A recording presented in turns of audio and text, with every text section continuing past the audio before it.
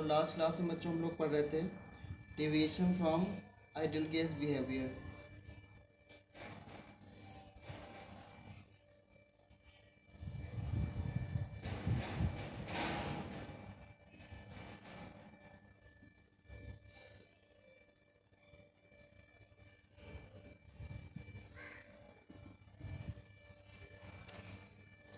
और जो ideal gas से डेविएट करती हैं उसे हम लोग बोलते हैं रियल गैस।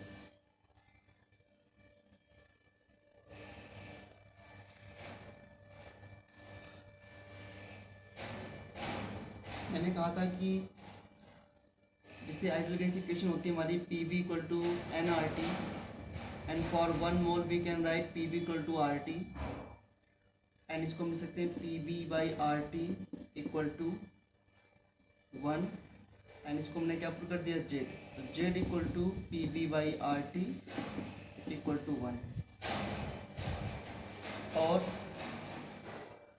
Z और P के बीच में ग्राफ प्लॉट किया जाए तो Z equal to 1, P increase करोगे तो V डिक्रीज होगा यानी PV कांस्टेंट रहेगा फॉर आइडियल गैस।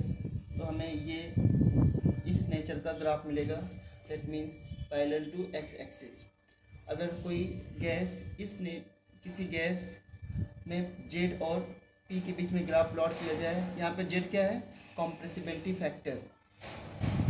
तो किसी गैस के लिए Z और P के बीच में अगर ग्राफ प्लॉट किया जाए, अगर इस तरह नेचर आता है तो उस गैस को हम लोग क्या बोलेंगे, आइडियल गैस। ठीक है, यू ऑल नो Z क्या है,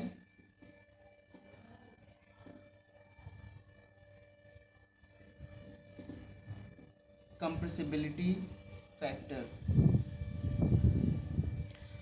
कंप्रेसिबिलिटी फैक्टर क्या करता है, it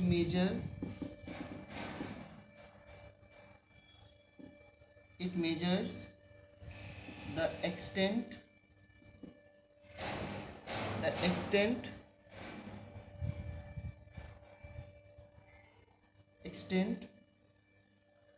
by which a gas deviate from ideality,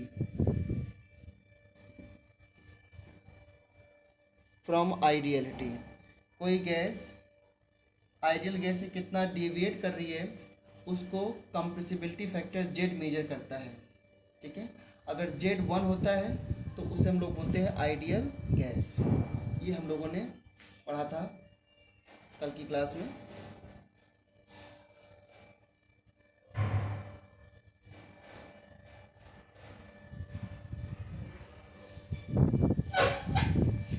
इतना सबको क्लियर होगा। एंड जो रियल गैस है, फॉर रियल गैसेस, उसमें Z और P के बीच में हमें जो ग्राफ मिलता है फॉर रियल गैसेस, या फिर ऐसे कह सकते हैं कि जो एक्सपेरिमेंट जो रिजल्ट्स रहे, जब एक्चुअल में ग्राफ प्लॉट किए गए बाय डूइंग एक्सपेरिमेंट, तो हमको रिजल्ट कुछ इस तरह मिले for most of the gases.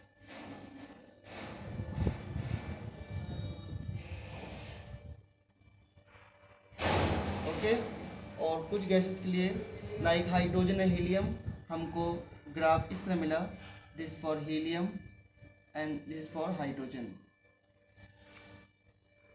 ठीक है, Z equal to 1। So we can see कि for real gas Z is less than 1 और Z is greater than 1। Less than 1 कब होता है, at low pressure,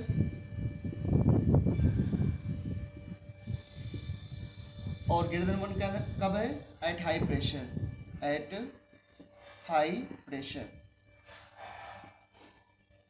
at high pressure पर जो है ये ग्रेटर देन 1 है। सो ऐसा क्यों था,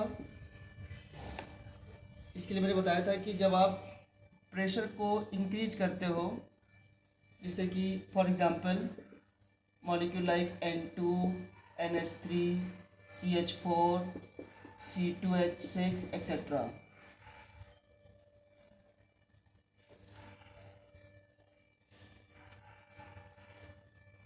क्या होता है इसके लिए कि जब हम थोड़ा सा प्रेशर इंक्रीज करते हैं तो ये मॉलिक्यूल पास आते हैं, उनके बीच में अट्रैक्शन फोर्स आ जाता है ना। तो Z is less than 1 due to attraction forces या intermolecular forces, due to intermolecular forces. Okay,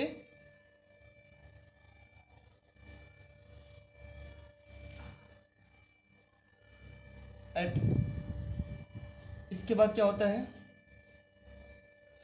कि जब हम प्रेशर बढ़ाते हैं तो रिपल्शन फोर्स डोमिनेट करते हैं।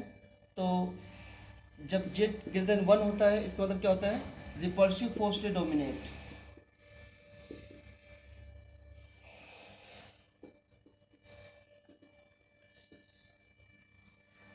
डोमिनेट्स।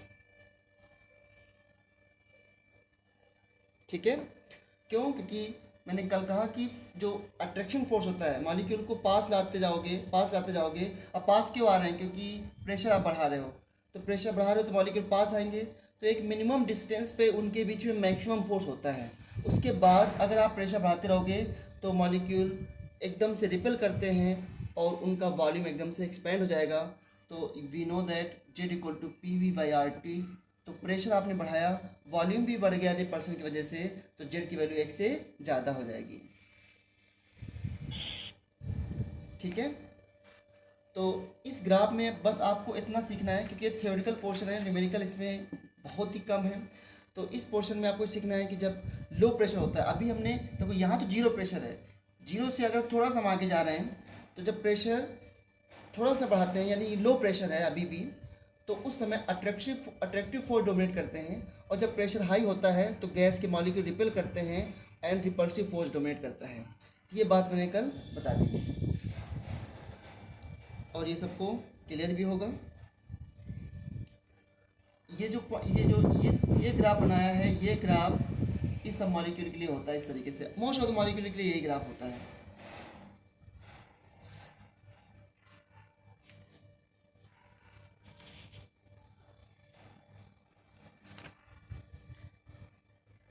अब क्वेश्चन है कि ये डेविएशन क्यों होता है।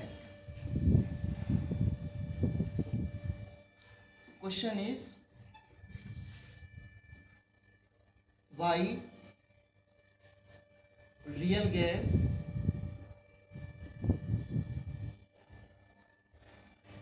deviate from ideal gas। Real gas ideal gas से क्यों डेविएट करती हैं?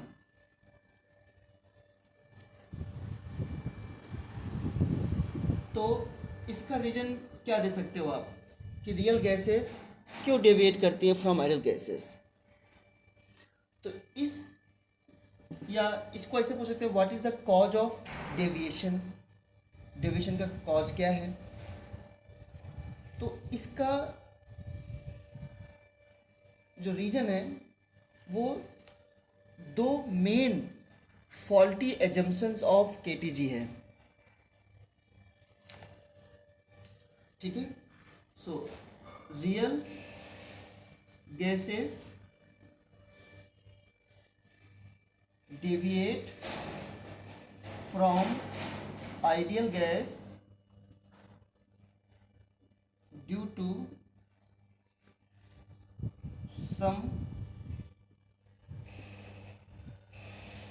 faulty assumptions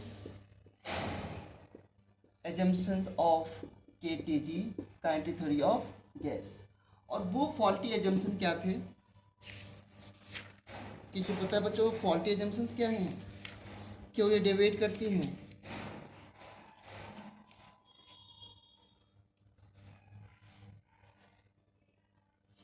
मैंने आपको बताया था कि इसमें दो,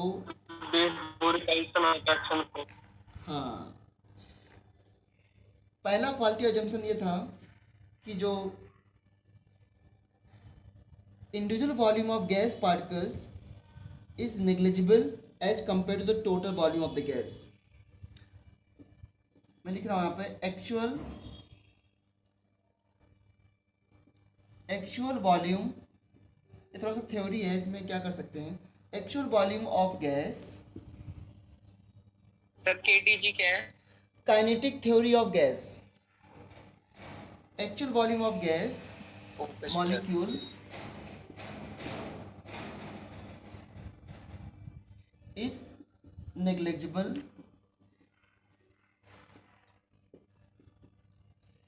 as compared to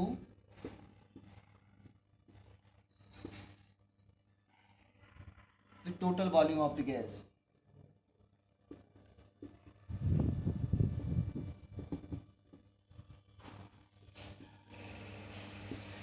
पहला तो ये कि गैस पार्टिकल्स का volume total volume of the gas के रिस्पेक्ट में नेग्लिजिबल होता है। एक ये सर आपने वॉल्यूम ऑफ गैस लिख दिया, गैस पार्टिकल आता। गैस पार्टिकल्स में गैस मॉलिक्यूल्स लिख दिया था मैंने, गैस पार्टिकल्स गैस मॉलिक्यूल एक ही बात है। एंड सेकेंड पॉइंट,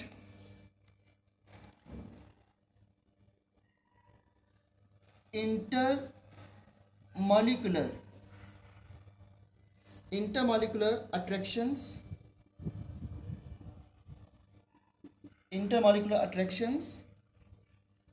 क्या बोला था केटी जी ने कि उन गैस पार्टिकल बीच में इंटरमॉलिकुलर फोर्सेस तो होते नहीं है, तो इंटरमॉलिकुलर अट्रैक्शंस या इंटरमॉलिकुलर फोर्सेस जो हैं वो are not present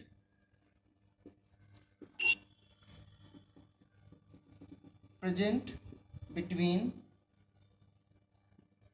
gas molecules या गैस पार्टिकल्स। समझ रहे बात को? ये दो फॉल्टी एजम्पशन थे ऑफ केटीजी, जिसमें ये कहा गया कि गैस के पार्टिकल का वॉल्यूम टोटल स्पीड में 0 होता है और इंटरमॉलिकुलर फोर्सेस गैस पार्टिकल के बीच में नहीं होते हैं। अब ये दो फॉल्टी एजम्पशंस क्यों हैं? इससे ये फॉल्टी एजम्पशंस अगर सही होते तो क्या हो जाता? मीन्स ये किस चीज़ को गलत प्रूव कर रहे हैं, कोई बता सकता है? कोई स्टूडेंट? एक इसका बहुत सिंपल सा रीज़न है कि अगर गैस के पार्टिकल्स के पीछे फोर्स ऑफ अट्रैक्शन नहीं है तो फिर गैस के पार्टिकल्स गैस को हम लिक्विड में कैसे कन्वर्ट कर देते हैं? अगर गैस के पार्टिकल पीछे फोर्स ही ना आता तो फिर हम लिक्विड में कैसे कन्वर्ट कर देते हैं किसी गैस को? तो इसलिए ध्यान रखना है कि ये दो फॉल्टी एजम्पशंस हैं ऑफ केटीजी। और मैं यहाँ पे पॉइंट लिख देता हूँ कि if these assumptions were true, अगर ये एजम्पशंस ट्रू होते then gas can never be liquefied, तो गैस कभी भी लिक्विफाइड नहीं हो पाती। समझे बात को? गैस को कभी हम लिक्विफाइड नहीं कर पाते। और गैस डज लिक्विफाई, गैस तो लिक्विफाई होती है। आपने सुना होगा liquid nitrogen, liquid methane, liquid oxygen. तो ये ऑक्सीजन गैस कैसे लिक्विड में कन्वर्ट हो गई? और जब आपको पता है गैस और लिक्विड में किसके बीच में इंटरमॉलिक्यूलर फोर्सेस ज़्यादा होते हैं, लिक्विड में या गैस में? लिक्विड में। तो इसका मतलब ये कि गैस के पार्टिकल बीच को पास ला करके उसके बीच में इंटरमॉलिक्यूलर फोर्स क्रिएट किया जा सकता है, तभी तो लिक्विड में कन्वर्ट हो रहा है। तो ये एजम्पशन तो गलत हो गए इन्होंने। मतलब यहाँ पे इम्पॉर्टेंट पॉइंट ये कि इन्होंने हर कंडीशन पे ये बात कह दी कि इंटरमॉलिक्यूलर फोर्स नहीं होता है।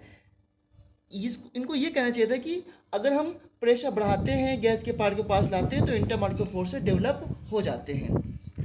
ये बात अगर इतने पॉइंट को जोड़ देते तो ये एजम्पशंस जो है वो ट्रू हो जाते हैं। ठीक है, अब अगर ये सर तो assumption, यस सर इनसे ये कैसे प्रूव हुआ कि रियल गैस डेविएट हो जाती है? रियल गैस डेविएट, अच्छा रियल गैस डेविएट हो जाती है, कैसे प्रूफ हुआ? तो रियल गैस में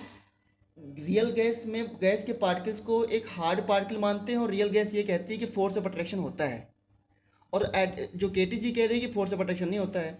और रियल गैस ये भी बोलती है कि फोर्स ऑफ अट्रैक्शन इसलिए होता है क्योंकि गैस को हम लिक्विड में कन्वर्ट कर सकते हैं। अगर लिक्विड में कन्वर्ट कर रहे हैं गैस को, दैट मीन्स उनकी वजह फोर्स ऑफ अट्रैक्शन है। अब ये तो फिर क्वेश्चन ये एराइज होता है कि फिर आइडियल गैस इक्वेशन को कैसे लिखें हम? आइडियल गैस इक्वेशन हमारी क्या थी? P V equal to n R T. तो फिर रियल गैस इक्वेशन क्या होनी चाहिए? देखो, एक दो पॉइंट जो मैंने बताया ना अभी, कि गैस पार्टिकल का वॉल्यूम टोटल के रिस्पेक्ट में जीरो होता है, एक ये मैंने बताया। तो रियल गैस कहती नहीं, गैस के पार्टिकल का वॉल्यूम होता है। तो देखो ध्यान से, रियल गैस ये कह रही है कि गैस के पार्टिकल हार्ड स्फीयर बड़े बड़े होते हैं और उनका वॉल्यूम होता है। इसलिए ये गैस के पार्टिकल, ये रियल गैस के पार्टिकल्स हैं, ज़्यादा हार्ड स्फीयर गैस पार्टिकल्स, और इनका वॉल्यूम है। एक चीज़ आप बताना मुझे, एक चीज़ बताना, मान लो ये हमारा कंटेनर है और ये गैस के पार्टिकल्स हैं, ठीक है? ये गैस के पार्टिकल हैं, आपको शायद दिख रहे हो। तो टोटल के रिस्पेक्ट में गैस के पार्टिकल्स को आप चलो नेगलेक्ट यहाँ पे कर सकते हो, मान लिया। लेकिन अगर मैं इसी गैस को कंप्रेस कर दूँ, कंप्रेस कर दिया मैंने प्रेशर बढ़ा दिया, कंप्रेस कर दिया, अब गैस के पार्टिकल कंप्रेस होकर के इतना आ गए, क्या अभी भी टोटल वॉल्यूम के रिस्पेक्ट में गैस के पार्टिकल नेगलेक्ट कर सकते हो क्या?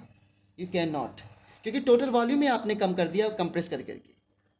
तो ये कहना कि गैस के पार्टिकल का वॉल्यूम नेग्लिजिबल होता है हमेशा, जीरो होता है हमेशा, इनकरेक्ट है। तो इन्होंने जो आइडियल गैस है, ये केटीजी है, उन्होंने कोई कंडीशन नहीं रखी कि भाई किस केस में आप ऐसा कर सकते हो, बस गैस के पार्टिकल का वॉल्यूम जीरो होता है, जो कि हमेशा ट्रू नहीं है। अगर गैस के पार्टिकल का वॉल्यूम जीरो होता तो जब गैस लिक्विफाई होती है और लिक्विड बन जाती है तो लिक्विड में कहाँ से वॉल्यूम आ जाता है? फिर वो लिक्विड कैसे स्पेस ऑक्यूपाई कर लेता है?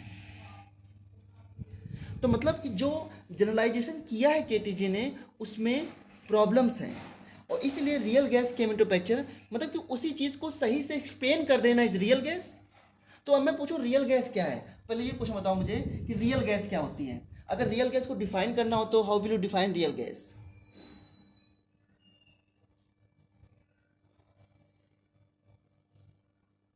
Anyone? What is real gas?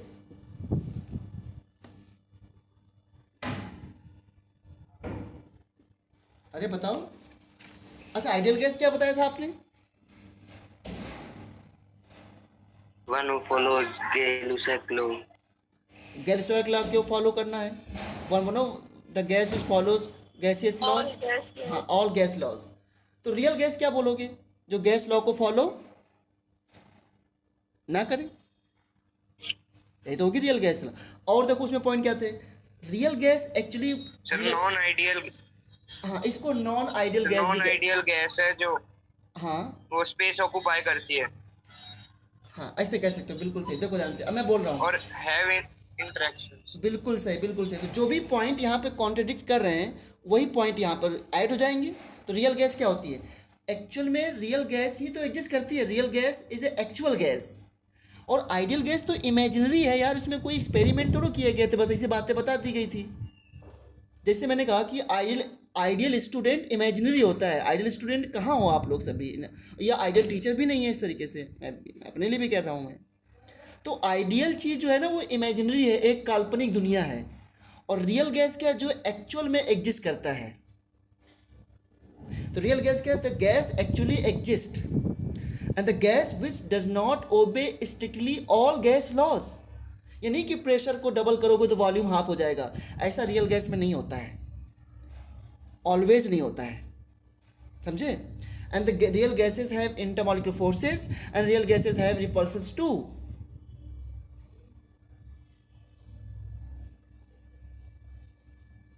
Okay, इसी तरह आप क्या बात समझ रहे हो? Yes sir. ओके, सो इस तरीके से रियल गैस को डिफाइन करते हैं कि real gas, the gas actually exist, real gases have intermolecular forces, ठीक है, and real gas does not obey strictly all gas laws. Fine. अब फिर मैंने क्या बताया था कि रियल गैस में जो गैस के पार्टिकल्स को हार्ड स्फीयर पार्टिकल्स माना गया है, ठीक है। अब इससे क्या होगा अभी देखते हैं। अब मुझे बताओ, रियल गैस कह रही है कि गैस के पार्टिकल का वॉल्यूम होता है, रियल गैस ये भी कह रही है कि गैस के पार्टिकल के बीच में फोर्स ऑफ अट्रैक्शन भी होता है। अगर ये दोनों पॉइंट कंसीडर कर लिए जाएं तो फिर आइडियल गैस इक्वेशन को हमें करेक्ट करना पड़ेगा। आई बात समझ में? तो इसलिए अब हम क्या करने जा रहे हैं, correction in ideal gas equation, या हम ये पढ़ने जा रहे हैं कि रियल गैस इक्वेशन है। अब रियल गैस को मैं डिफाइन नहीं कर रहा हूँ क्योंकि मैंने बता दिया, नोट कर लेना उसी तरीके से। Real gas equation, real gas equation, या इसी को एक नाम से और बोलते हैं van der wall equation, van der wall equation. So क्योंकि ये इक्वेशन वंडर वॉल ने दी थी इसलिए इसको वंडर वॉल इक्वेशन भी कहते हैं। समझे?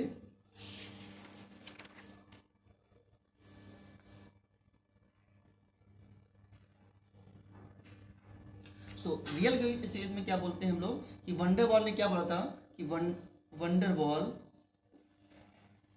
सजेस्टेड, या wonder wall pointed out that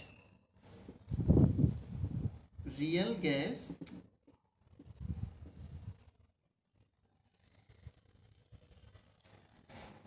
have volume, real gases have volume, या real gas particles have volume and also exert intermolecular forces।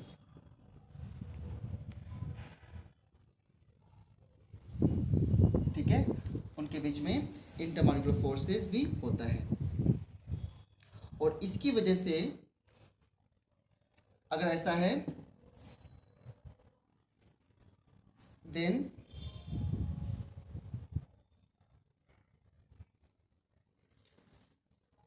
he applied two corrections in ideal gas equation। और ideal gas equation में दो correction apply करने के बाद जो equation आती है उसे बोलते हैं रियल गैस इक्वेशन। अब ये दो करेक्शन क्या हो सकते हैं बताओ जरा, कोई बता सकता बच्चों? ये दो करेक्शन क्या हो सकते हैं? एक प्रेशर करेक्शन और एक वॉल्यूम करेक्शन। वो दो करेक्शन क्या है? वॉल्यूम करेक्शन और प्रेशर करेक्शन। अब आप ये कह सकते हो कि सर ये दो ही करेक्शन क्यों हो रहे हैं? तो इसका बिल्कुल सिंपल सा आंसर है, वॉल्यूम गैस का पार्टिकल होता है इसलिए वॉल्यूम करेक्शन करना पड़ेगा, ठीक है। और प्रेशर करेक्शन क्यों आया? क्योंकि अगर गैस के पार्टिकल्स के बीच में फोर्स ऑफ अट्रैक्शन आएगा तो गैस का प्रेशर, जो आइडियल गैस का प्रेशर जो लिया जा रहा है एक्चुअल में, वो कुछ चेंज हो जाएगा। अब वो कैसे चेंज होगा अभी बताता हूँ मैं। ये करेक्शन के बाद, तो after correction the new equation is derived, और उस न्यू इक्वेशन को हम इस तरह लिखते हैं, याद है वंडर वॉल इक्वेशन किसी को? P plus A upon V square. शायद आपने ये यूनिट एंड डायमेंशन में इक्वेशन देखी हो। P plus A upon V square, V minus V equal to RT। This is the van der wall equation after pressure volume correction. No, what is ideal gas equation? PV equal to RT। P के place में क्या put किया गया है? P plus A upon V square, और volume के place में क्या आया है, capital V minus small b R T. यहाँ पर एक है, ऑल्दो इसका डेरिवेशन कहीं कुछ नहीं दे रखा है, थोड़ा बहुत मैं अभी बताता हूँ आपको, पहले इक्वेशन में बता दिया है। सो ए यहाँ पे क्या है, ए मेजर इंटरमॉलिक्यूलर फोर्सेस,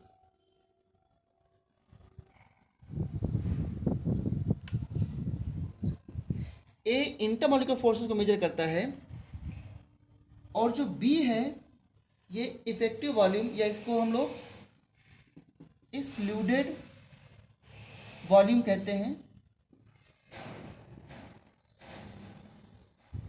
या which measure effective volume of the gases. Excluded volume का मतलब यही है कि कितना वॉल्यूम गैस के पार्टिकल ने टोटल वॉल्यूम के रिस्पेक्ट में ऑक्यूपाई कर रखा है, जबकि यही वॉल्यूम को हम आइडियल गैस में जीरो मानते थे। ठीक है, तो A and B are called van der Waal constant. ठीक है, क्या बोलते हैं उसको, ए एंड बी जो हैं ये आपके वंडर वॉल कांस्टेंट, जिसमें कि ए मेजर करता है force of attraction between the particles and B measure effective volume of the gases. अब ये कैसे आया है, कुछ डिस्कशन इस पे करते हैं।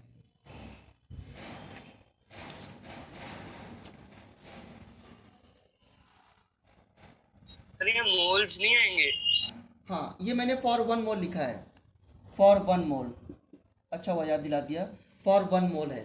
अगर n मोल के लिए लिखना है तो इसको अभी n मोल के लिए लिखता हूँ। पहले मुझे बताओ, अच्छा बच्चों, अगर यहाँ पर मुझे, आपने फिजिक्स में यूनिट एंड डायमेंशन पढ़ा है, अगर मुझे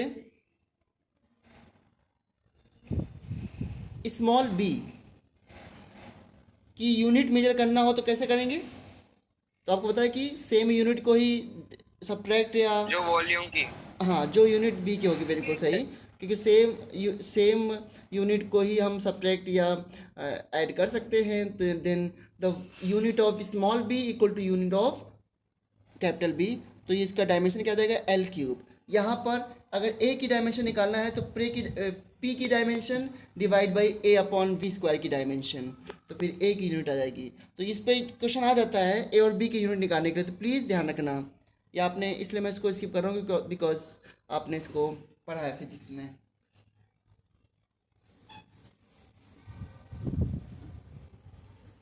ठीक है, so dimension of p equal to dimension of a upon V square. यहाँ से आप a की डायमेंशन निकाल लीजिए, a इक्वल टू क्या हो जाएगा, p इंटू वी स्क्वायर। और इसी तरीके से dimension of v equal to dimension of small b, तो यहाँ से v की डायमेंशन आ जाएगी, या v की यूनिट आ जाएगी। ठीक है, अच्छा, अगर इसको हमें n मोल्स के लिखना हो तो ये इक्वेशन होती है p plus n square upon v square v minus n B equal to n R T. ये n के लिए होता है। तो ये टर्म कैसे आते हैं मैं अभी एक्सप्लेन करने वाला हूँ। पहले ही मैंने डायरेक्ट इक्वेशन बताई, क्योंकि इस पे यही क्वेश्चन आते हैं। ये टर्म किसके लिए है, इंटरमॉलिक्यूलर फोर्सेस के लिए। ये टर्म किसके लिए है, वॉल्यूम करेक्शन के लिए। कौन सा फैक्टर इसमें इंटरमॉलिक्यूलर फोर्स को मेजर करता है, स्मॉल a। वॉल्यूम फैक्टर कौन मेजर करता है, स्मॉल b।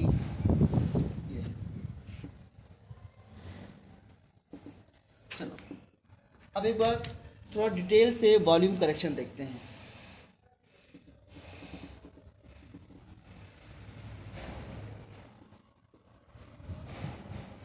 देखो, वॉल्यूम करेक्शन को समझने के लिए पहले एग्जैक्टली ये समझो, P B equal to R T. मैं 1 मोल के लिए ले रहा हूँ ना, पहले एग्जैक्टली ये समझो कि P V equal to R T में ये वी क्या है।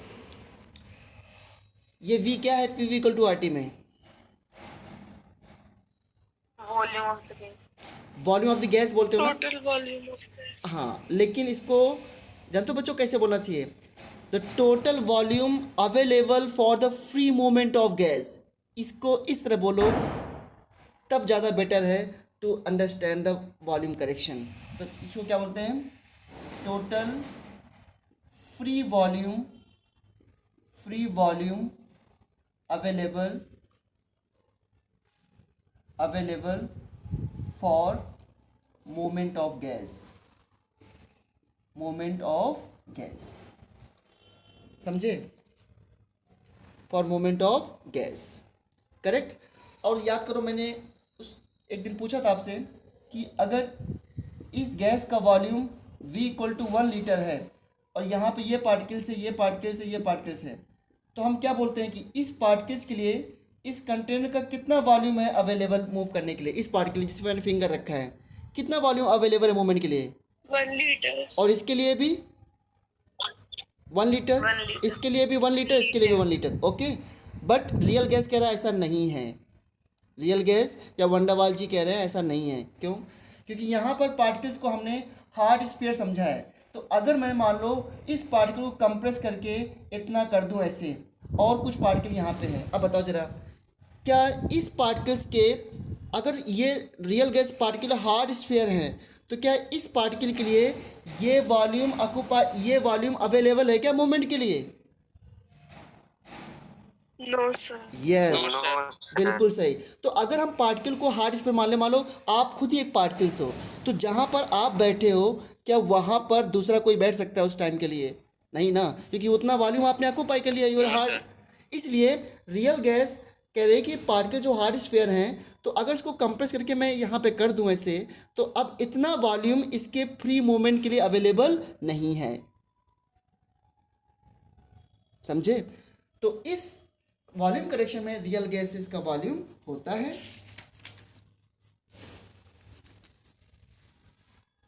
अब मान लो बच्चों, ये जो वॉल्यूम है जो अवेलेबल नहीं है फॉर द फ्री मोमेंट, मान लो उस वॉल्यूम को मैंने बी मान लिया, जहाँ पे बी क्या है, volume of 1 mole, volume of 1 mole of gas, ठीक है। तो फिर करेक्ट वॉल्यूम क्या होना चाहिए?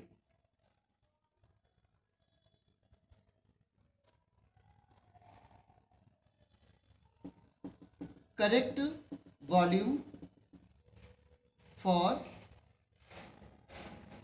फ्री मोमेंट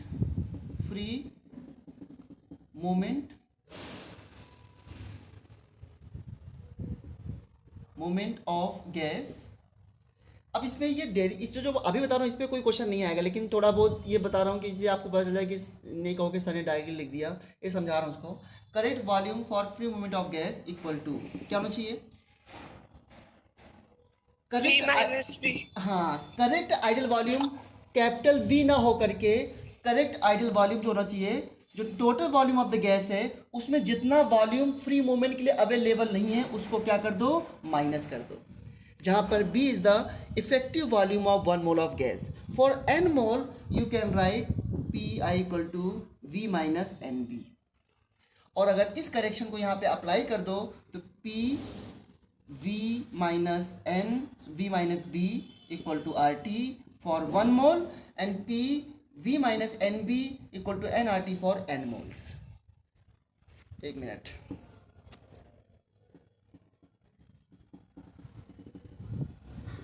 तो ये इक्वेशन आ गई after volume correction for 1 mole. क्या बच्चों इस बात को समझ पाए आप लोग? Oh shit.